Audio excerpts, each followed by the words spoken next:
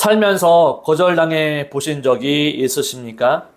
취업 원서를 넣었는데 불합격 통보가 왔을 때, 용기 내어 먼저 다가갔는데 상대방으로부터 외면당했을 때, 오랫동안 공들인 일이 한순간에 무너졌을 때, 그 순간의 느낌이 기억나십니까? 여러분, 단순히 기분이 나쁜 것만이 아니었습니다. 뭔가 마음 한가운데가 텅 비어버리는 느낌. 그래서 내가 너무 부족한가? 내가 잘못된 건가라고 하는 생각이 꼬리를 무는 느낌. 나는 안 되는 사람인가 보다라고 하면서 절망을 느끼게 됩니다. 그런데 오늘 제가 더 드리고 싶은 질문은 이것입니다. 하나님께 거절당해 보신 적이 있으십니까? 기도했는데 응답이 없을 때, 간절히 하나님께 매달렸는데 하늘의 문이 닫혀 있는 것 같을 때, 하나님 이것 하나만 해결해 주십시오 라고 수십 번 외쳤는데 돌아오는 것은 고요한 침묵뿐이었을 때, 바로 그 순간 우리 마음에서 무슨 일이 일어나는 것일까요? 어떤 분은요, 그것을 생각하면서 더 열심히 기도를 합니다. 어떤 분은 조용히 포기합니다. 어떤 분은요, 하나님을 향해서 화를 냅니다. 그리고 어떤 분은요, 이게 가장 솔직한 고백인데 슬그머니 이런 생각을 합니다. 하나님이 나한테 관심이 없는 것은 아닐까라고 생각을 하죠. 저도 그런 적이 있습니다. 목회를 시작하고 개척을 했을 때 저는 솔직히 이런 기대가 있었습니다. 하나님을 위해서 이 길을 선택했으니 하나님이 분명히 책임져 주실 것이다 라는 마음이 있었습니다. 그런데 여러분, 현실은 달랐습니다. 기도해도 응답이 없는 것 같고, 뭔가 열심히 전도해도 벽에 막히고 내가 뭔가 잘못 선택하는 것은 아닌가라고 하는 생각이 새벽마다 찾아왔습니다. 저는 그때 깨달은 것이 있습니다.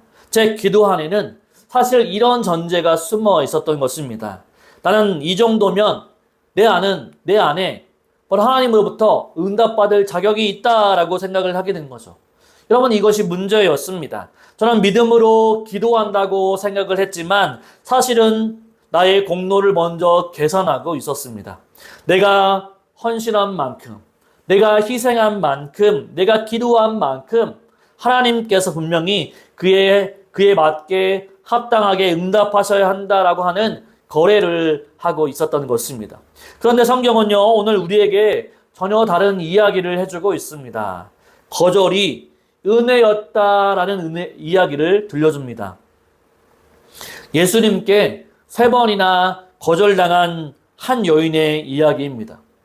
예수님으로부터 침묵으로 거절당하고 말씀으로 거절당하고 심지어 개라는 말로 거절당한 여인의 이야기입니다.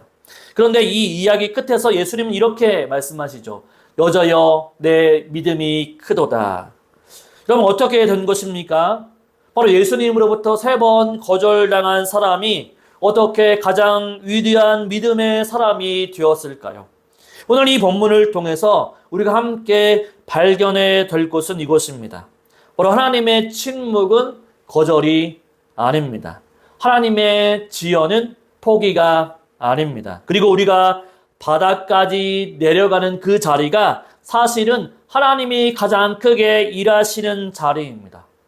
예수님의 거절은 거절처럼 보였던 것이 사실은 은혜였다는 것이죠. 여러분, 자, 이제 본문 안으로 들어가 보도록 하겠습니다.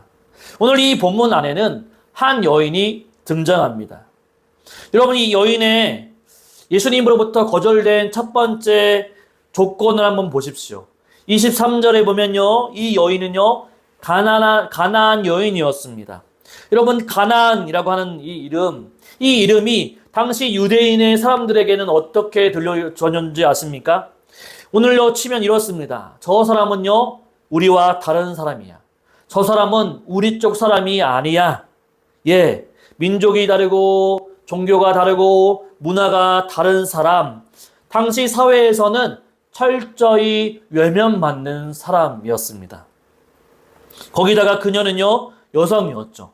당시 여성은 공적인 자리에서 목소리를 높이는 것조차도 허용되지 않았습니다.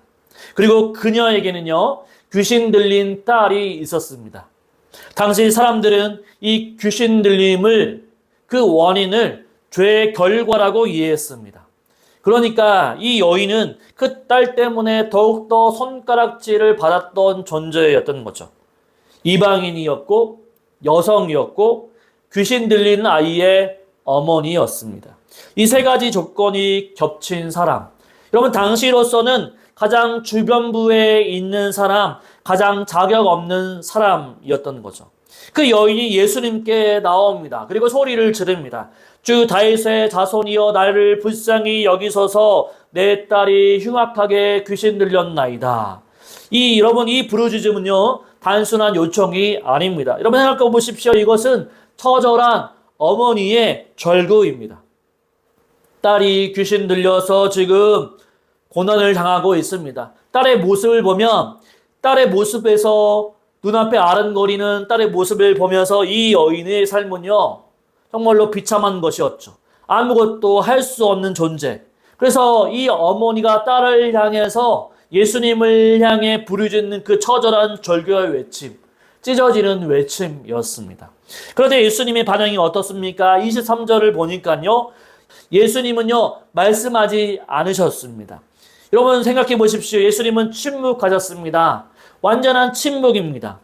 여러분 이 장면에서 저는 오랫동안 말씀 앞에 머물렀습니다. 예수님은요 왜 침묵하셨을까요? 여러분 몰라서일까요?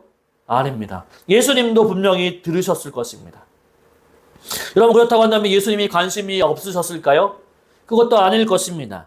그런데 예수님은 침묵하셨습니다. 이 침묵이 이 여인에게 어떻게 느껴졌을지 상상해 보십시오. 용기를 내어서 소리를 질렀습니다. 체면을 다 버리고 외쳤습니다. 그런데 아무 반응이 없으신 거죠. 여러분 생각해 보십시오. 이것이 우리의 이야기 아닙니까? 우리도 하나님께 밤새 기도했습니다. 하나님께 눈물로 매달렸습니다. 하나님, 이것 하나만 해결해 주십시오. 이 문제만 해결해 주십시오. 라고 기도합니다. 그런데 하늘은 조용합니다. 응답은 없습니다. 상황은 변하지 않습니다. 여러분 그 침묵 앞에서 우리는 어떻게 반응합니까? 대부분은 이렇게 결론을 내립니다. 아, 내가 하나님께 기도했는데 내 기도가 부족했나 보다. 하나님께 부르짖는 내 믿음이 부족한가 보다. 하나님이 내 기도를 듣지 아니하시나 보다라고 생각하고 조용히 포기합니다. 그런데 여러분, 이 여인은 포기했습니까? 절대 아니었죠. 이 여인은 포기하지 않았습니다. 그녀는요 계속 외쳤죠. 예수님의 뒤를 따라가면서 침묵 앞에서도 계속적으로 멈추지 않고 계속 외쳤습니다. 여러분 왜 포기하지 않았을까요? 그것은 나중에 이야기하겠습니다. 지금 먼저 두 번째 거절을 한번 보겠습니다. 제자들이 예수님께서 와서 이야기합니다. 23절을 보도록 합니다. 같이 읽습니다. 예수는 한 말씀도 대답하지 아니하시니 제자들이 와서 청하여 말하되 그 여자가 우리 뒤에서 소리를 지르니 그를 보내소서. 여러분 제자들의 반응을 잘 보십시오. 이것은요 연민이 아닙니다. 제자들이 이 여인을 불쌍해서 하는 말이 아니었죠. 저 여인이 불쌍하니 도와주십시오 라고 말하지 않았습니다. 저 여자가 시끄러우니 어떻게 좀 해주십시오 라고 말씀하고 있습니다. 3년 동안 예수님 곁에서 말씀을 듣고 기적을 목격한 제자들의 반응이 이것인 거죠. 그런데 예수님은요 이런 상황 가운데서 이렇게 말씀하시죠. 24절입니다. 예수께서 대답하여 이르시되 나는 이스라엘 집에 잃어버린 양 외에는 다른 데로 보내심을 받지 아니하였노라 하시니. 바로 이것이 이 여인을 향한 예수님의 두 번째 거절입니다. 나의 사역의 대상은 바로 가나안이 아니라 이스라엘이다. 너는 해당이 없다라고 말하고 있는 거죠. 여러분 이 말이 이 여인의 귀에 어떻게 들렸겠습니까? 너는 자격이 없다라고 얘기하는 거죠. 너는 지금 대상이 아니다. 여기는 네 자리가 아니다라고 들렸을 것입니다. 이것이 우리의 이야기가 아닙니까? 교회 안에서 혹은 삶의 어떠한 자리에서 나는 저 사람들과 다르다라고 하는 느낌을 받을 때가 있습니다. 나는 여기서 환영받지 못한다라고 하는 느낌을 받을 때가 있습니다. 나는 이 은혜의 자리에 끼지 못한다라고 하는 느낌을 받을 때가 있죠. 어떤 분은 이런 생각을 하십니다. 나는 너무 오랫동안 하나님과 멀리 살았어. 이제 와서 하나님께 나아가도 되는 건지 모르겠어. 라고 생각합니다. 또한 어떤 분은요, 이렇게 생각을 합니다. 나는 너무 많이 실패했어. 너무 많은 것을 잃었어. 하나님의 나 같은 사람을 받아주실까? 그것이 바로 이 두 번째 거절이 만들어내는 느낌이죠. 바로 나는 해당 사항이 없다라고 하는 이야기입니다. 그런데 여러분, 이 여인은요, 이 두 번째 거절에서도 절대로 포기하지 않습니다. 여인은 예수님 앞에 엎드리죠. 25절입니다. 25절. 여자가 와서 예수께 절하며 이르되 주여 저를 도우소서. 여러분, 이제 더 이상 길게 설명하지 않습니다. 딸의 상태를요 설명하지 않습니다. 자신의 처지를 호소하지 않습니다. 단 5글자만 얘기합니다. 주여 저를 도우소서. 바로 이것은 모든 것을 내려놓는 사람의 기도입니다. 바로 논리도 어떠한 설명도 어떠한 조건도 없이 그냥 예수님 앞에 엎드리는 거죠. 그런데 여러분, 예수님의 대답이 어떻습니까? 26절을 보겠습니다. 26절. 대답하여 이르시되 자녀의 떡을 취하여 개들에게 던짐이 마땅하지 아니하니라. 여러분, 예수님께 나왔는데도 불구하고 세 번째 거절을 당합니다. 그것도 가장 혹독한 개라고 말씀을 듣습니다. 이 단어 앞에서 우리는 충격을 받습니다. 바로 예수님이 이런 말씀을 하실 수 있는 분인가? 어떻게 이 처절한 어머니에게 개라고 말씀하실 수 있는가? 그런데 이 충격이 사실 이 본문의 핵심이라고 말할 수가 있습니다. 이 말씀 앞에서 우리의 본능적인 반응은 두 가지이죠. 하나는 분노입니다. 어떻게 나한테 그런 말을 할 수가 있어? 난 이렇게 너무나도 간절한데, 난 이렇게 처절한데 예수님 그 말이 다입니까? 라고 분노할 수 있는 거죠. 또 하나는 체념입니다. 체념. 됐어. 나는 안 되는 사람이야. 이렇게까지 거절당했으니 이제 그만하자. 여러분, 이 두 반응은 모두 우리 가운데 있습니다. 네. 삶에서 거절당할 때 우리가 반응하는 방식이 이 두 가지 반응인 거죠.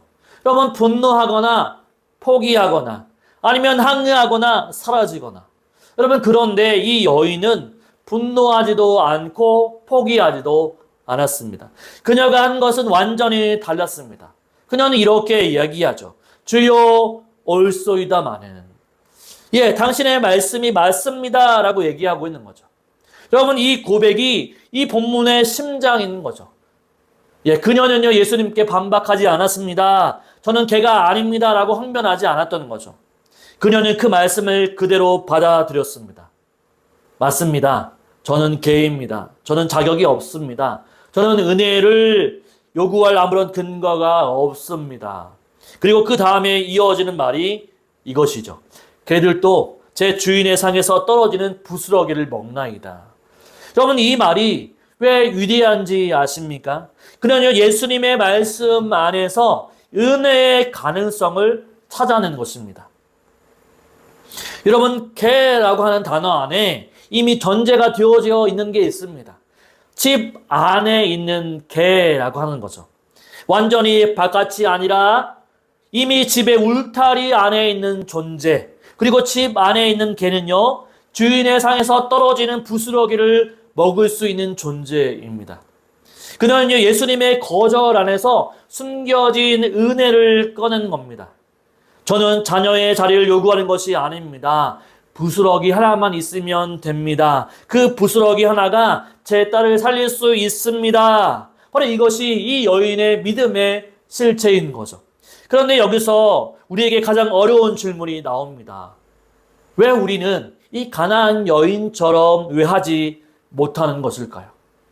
왜 우리는 거절 앞에서 분노하거나 포기하는 것일까요? 왜 올소이다마는 이라고 말하지 못하는 이유가 무엇일까요? 그 이유는 하나입니다. 우리는요 스스로 우리가 자격이 있다라고 생각하고 있기 때문이죠. 나는 세례를 받았고 오랫동안 교회를 다녔고 11조를 냈고 봉사를 했습니다. 그러니 나는 하나님의 자녀가 되는 대접을 받고 싶습니다. 라고 생각을 하는 거죠. 내가 주님 앞에서 그럴 만한 자격이 있다라고 생각하는 거죠. 이 의식이 우리 안에 있는 한 우리는요, 개들도 부스러기를 먹나이다 라고 말할 수 없는 거죠. 예수님이 나를 개처럼 취급하는 것을 받아들이지 못하는 거죠. 왜냐하면 그 말은요, 내가 자격 없음을 인정하는 말이 아니기 때문입니다. 내가 개입니다 라고 하는 말은요, 내가 자격 없음을 인정하는 말이죠. 그런데 바로 그것이 자격 없음을 온전히 인정하는 것이 바로 이 본문이 우리에게 요청하는 첫 번째 걸음입니다. 성경은요, 여기서 우리에게 이렇게 말하고 있는 거죠. 우리의 자격으로는 아무것도 할 수 없습니다. 우리의 공로로는 주님 앞에 나아갈 수 없습니다. 우리의 헌신으로는 안 됩니다라고 하는 것을 보여주고 있습니다. 그렇다고 한다면 우리는 어떻게 해야 할까요? 그것이 우리가 이어가야 할 이야기입니다. 지금까지 우리는요, 가나안의 한 여인의 이야기를 따라왔습니다. 여러분, 3번의 거절, 그리고 침묵, 예수님의 선긋기, 그리고 개. 그리고 우리는 이렇게 생각하기 시작합니다. 그래, 나도 여인처럼 해야 되겠다. 여인이 포기하지 않은 것처럼 나는 포기하지 않아야 되겠다. 바닥까지 내려가야 되겠다. 겸손하게 엎드려야 되겠다라고 생각합니다.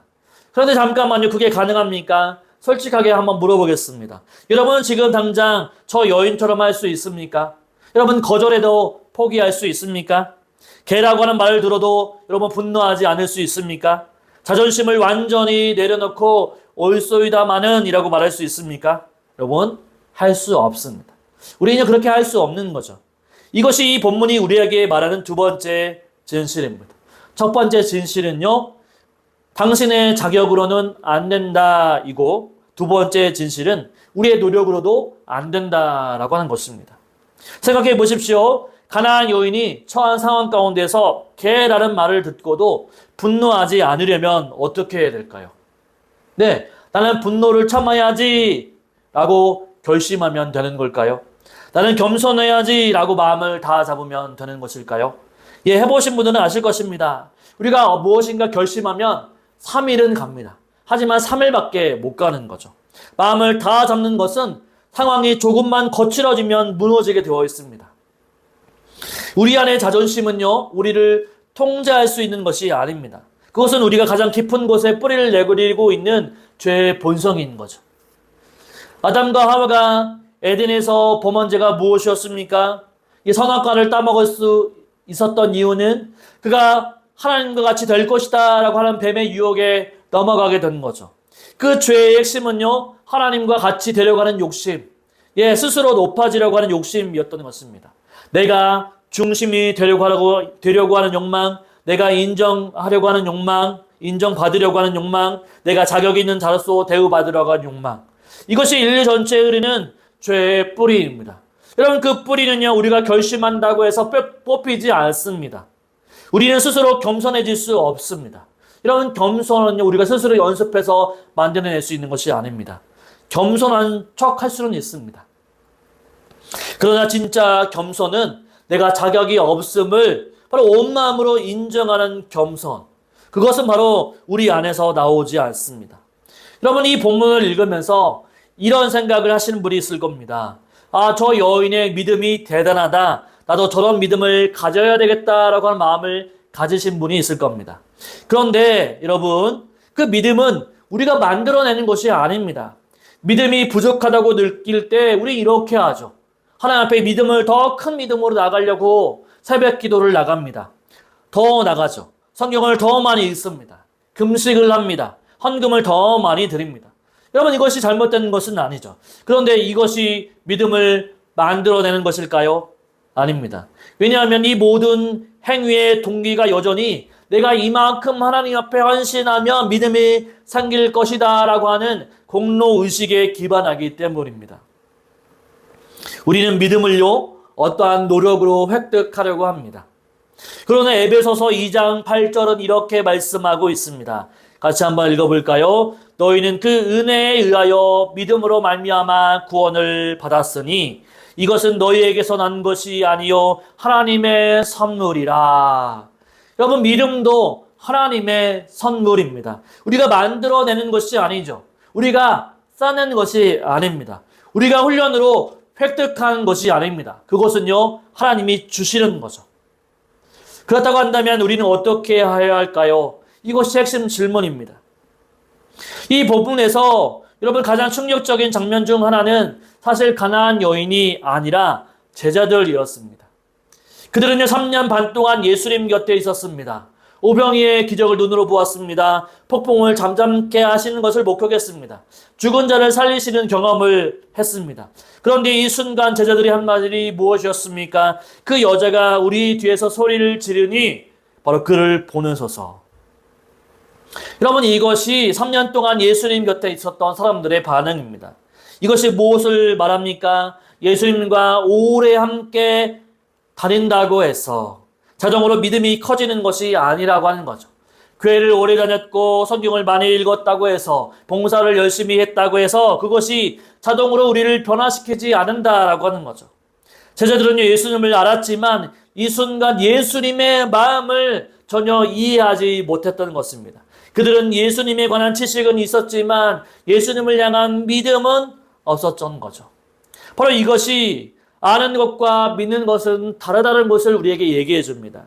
경험하는 것과 붙드는 것이 다름을 보여주고 있는 거죠.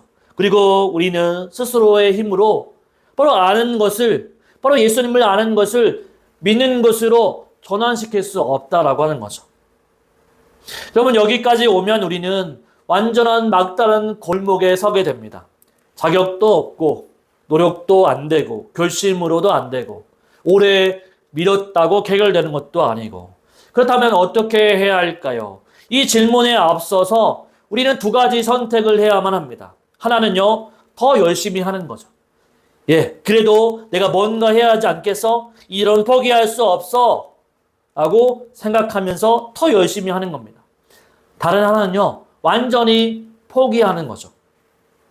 어차피 안 되는 거 뭘 또 해 라고 하면서 포기합니다. 그런데 복음은요, 이 두 가지 선택지 밖에 있습니다. 복음은 이렇게 말합니다. 그렇습니다. 당신은 할 수 없습니다. 그렇기 때문에 예수님이 오셨습니다. 라고 말하고 있는 거죠. 이것을 이해하기 위해서 잠깐 이 본문에서 가장 이상한 장면을 다시 보겠습니다.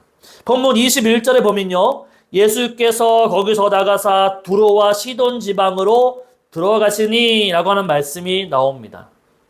예수님이 두로와 시돈으로 가셨다라고 하는 것. 여러분, 왜 가셨을까요? 당시 두로와 시돈은요, 이스라엘의 사역 지역이 아니었습니다. 예수님 스스로도 나는 이스라엘의 잃어버린 집, 잃어버린 양에게 보내심을 받았다라고 하셨습니다. 그런데 왜 이방 땅으로 발걸음을 옮기셨던 걸까요? 성경은 그 이유를 직접 밝히지는 않습니다. 그러나 구속사의 흐름 안에서 이것은 분명하죠. 예수님이 먼저 찾아가셨습니다. 이 여인이 예수님을 먼저 찾아간 것이 아닙니다. 물론 그녀가 예수님 앞에 나아갔던 것은 맞습니다. 그러나 그 이전에 예수님이 이미 두로와 시돈 땅으로 들어가셨다라고 하는 거죠. 이것이 복음의 구조입니다. 우리가 하나님을 찾기 전에 하나님이 먼저 우리에게 오셨습니다. 우리가 자격을 갖추기 전에 하나님이 먼저 이 땅 가운데 오셨습니다. 우리가 믿음을 만들어 내기 전에 하나님께서 먼저 믿음을 우리에게 선물로 주셨습니다.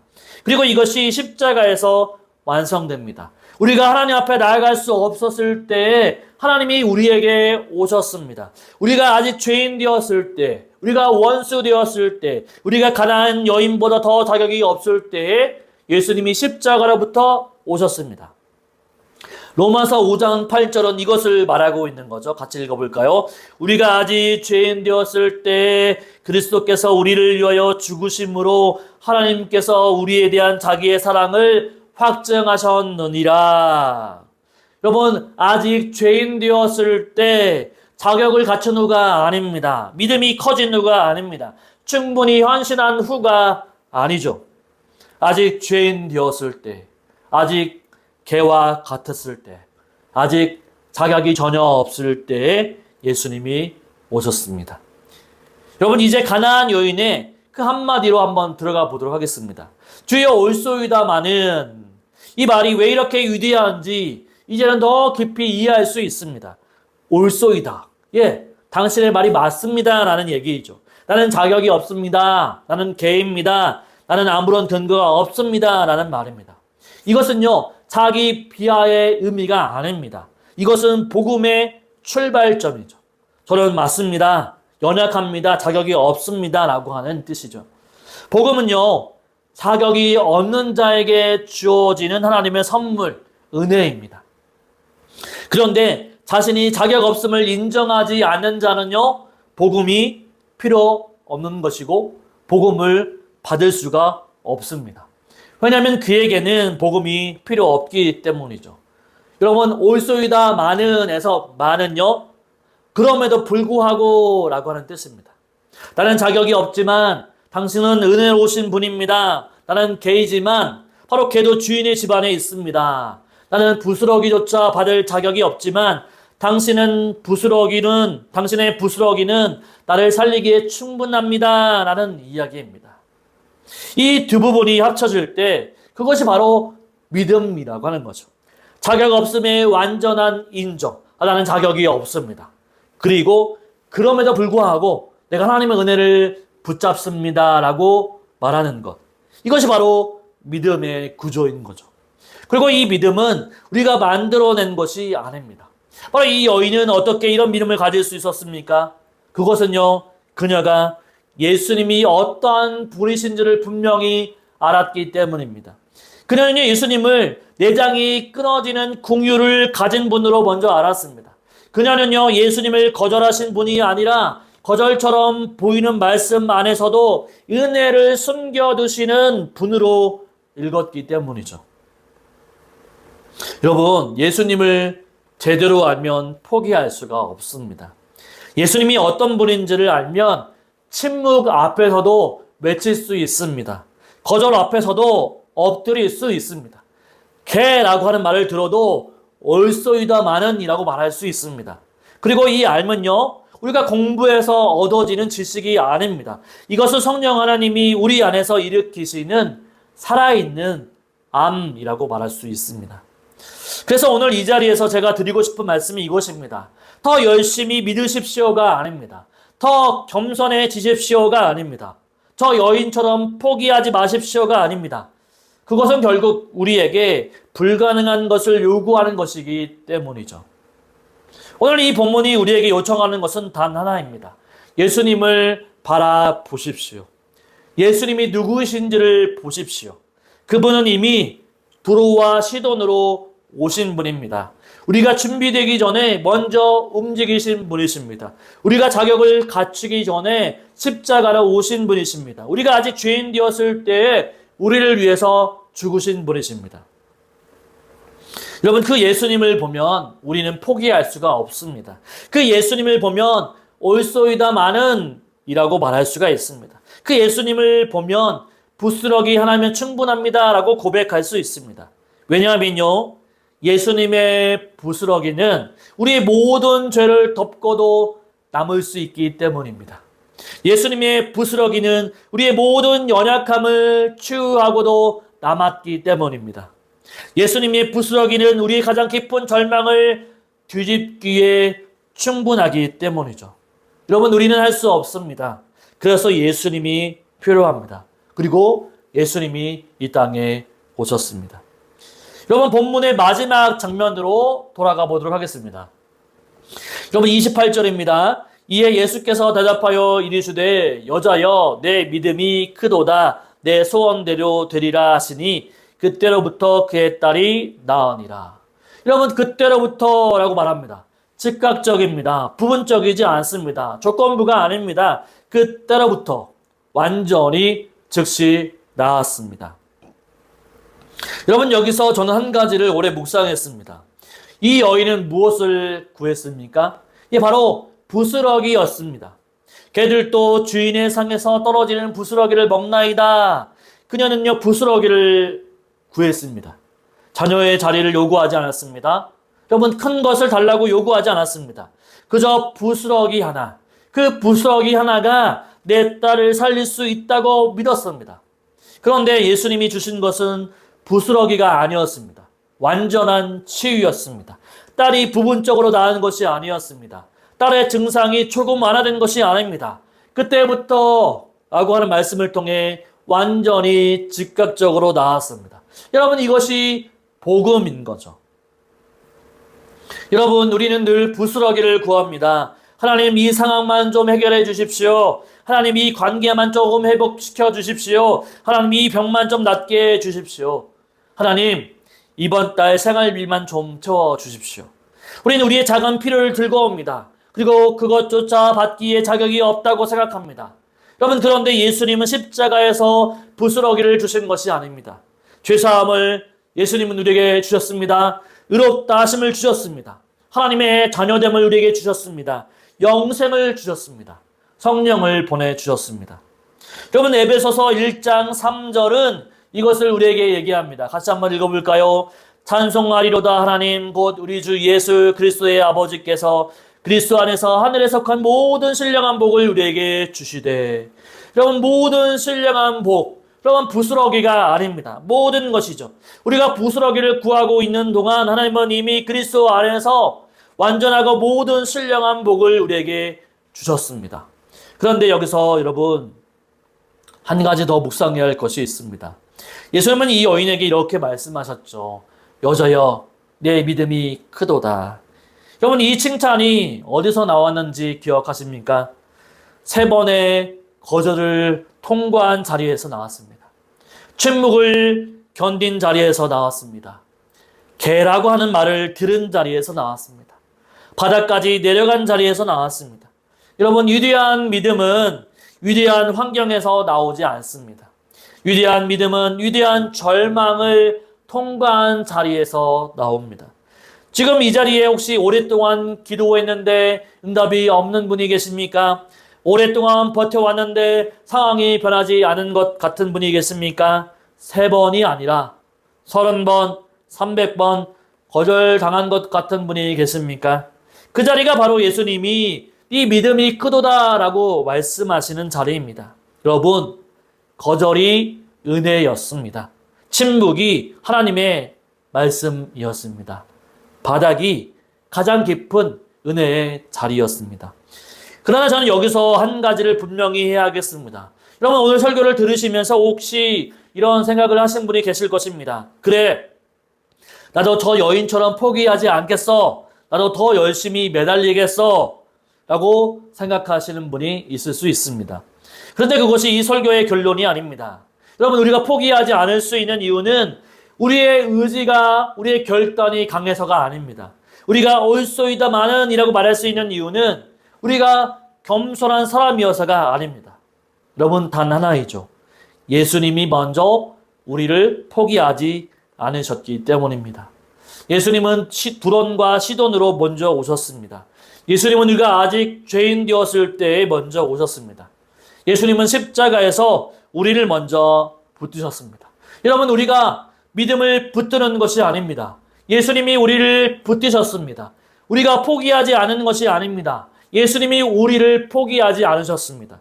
우리가 은혜를 붙잡는 것이 아닙니다. 바로 은혜가 우리를 붙잡습니다. 여러분, 가나안 여인이 딸이 치유된 것은 그 어머니의 믿음이 위대해서가 아닙니다. 그 어머니가 붙든 예수님이 위대하셨기 때문입니다. 우리가 구원받은 것은 우리의 믿음이 충분히 크기 때문이 아닙니다. 우리가 붙든 예수님이 충분히 크시기 때문이죠. 십자가에서 예수님은 완전히 버림을 당하셨습니다. 나의 하나님, 나의 하나님, 어찌하여 나를 버리셨나이까?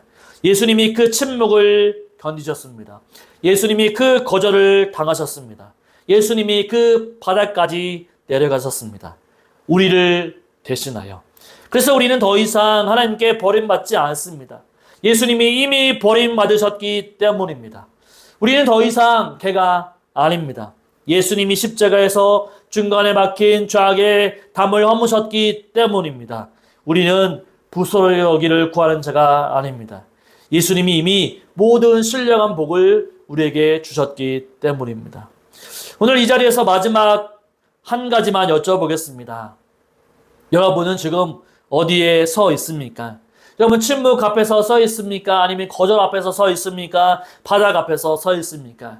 그렇다고 한다면 오늘 이 말씀 앞에서 여러분에게 하는 것이 이것입니다. 그 자리가 하나님이 일하시는 자리입니다. 바로 그 침묵이 하나님의 말씀입니다. 그 거절이 하나님의 은혜였습니다. 그리고 예수님은 지금도 여러분을 향해서 이미 발걸음을 옮기고 계십니다. 두로와 시돈으로 오신 것처럼 십자가로 오신 것처럼 저와 여러분에게도 오고 계십니다. 부스러기를 구하십시오. 아니 부스러기조차 구하지 못하겠다고 느끼십니까? 그래도 괜찮습니다. 그 자리에서 그냥 예수님을 보십시오. 그곳으로 충분합니다. 왜냐하면 예수님은 부스러기를 구하는 자에게 떡 전체를 주시는 분이기 때문입니다. 이 사실을 믿고 이번 한 주간도 주님의 부르심에, 주님의 믿음에 함께 나아가는 저와 여러분이 되시기를 주님의 이름으로 축원을 드립니다.